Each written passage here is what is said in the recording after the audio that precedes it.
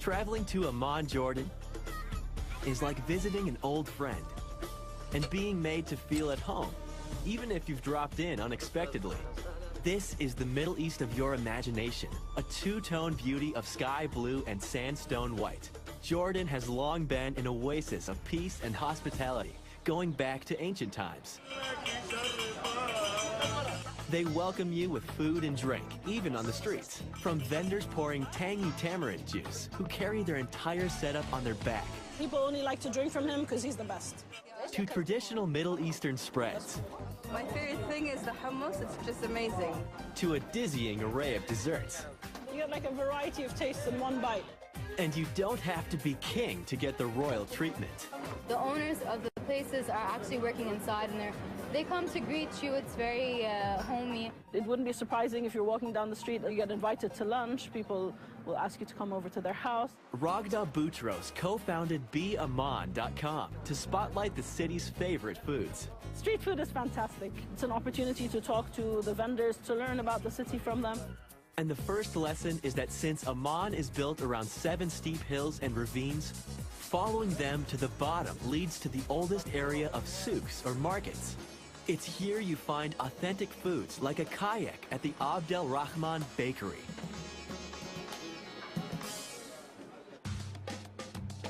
This family has been baking sesame bread here for more than a century. Customers build their own kayaks with eggs and cheese. But you've never seen an egg cooked like this. Nestled in damp wood shavings, slow-baked, almost smoked until firm. It comes out brown and hard-boiled, infused with piney flavor. It gives the eggs a really kind of like a baked woody kind of taste. It's really delicious. It's an old tradition that came from Jerusalem initially in Palestine and is very popular now in Amman.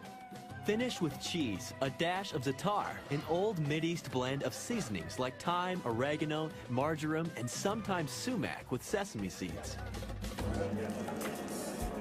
The wood chips make it kind of woody taste, and then the cheese gives it that kind of softness, and the thyme gives it a bit of strong flavor. It's really, really good.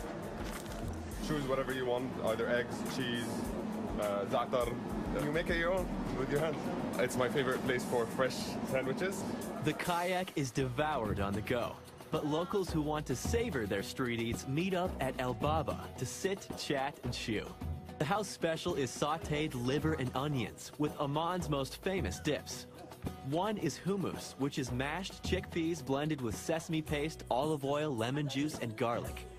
The other is fool, crushed broad beans also mixed with olive oil, lemon juice, and seasonings. It tastes very rich and creamy. That's good, because it has this like citrus taste. It's full of flavors. And eating becomes a communal dining experience. You're just basically sitting like practically in the street, and you have people sitting next to you talking to you. It's nice to sit with people as well. You get to bond with everyone around you. Every restaurant and stand has its own special recipe for fool and hummus. None is more famous than Hashem's, a fixture in downtown Amman. It's very nice. It has been here a long time. They keep the same quality, the best quality. Hashem's is known for their Grand Slam version of hummus.